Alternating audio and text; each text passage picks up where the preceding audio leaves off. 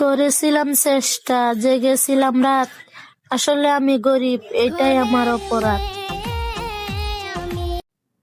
জীবনটা অনেক ছোট, কিন্তু জীবনের গল্পটা অনেক বড়, তাই না?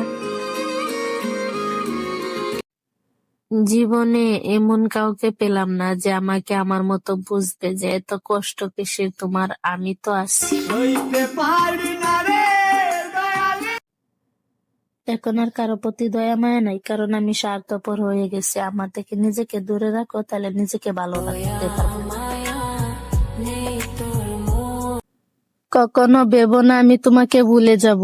তুমি আমার ভাগ্যত নাই থাকতে পারো, কিন্তু আমার হৃদয়ে সারা জীবন থাকবে তুমি।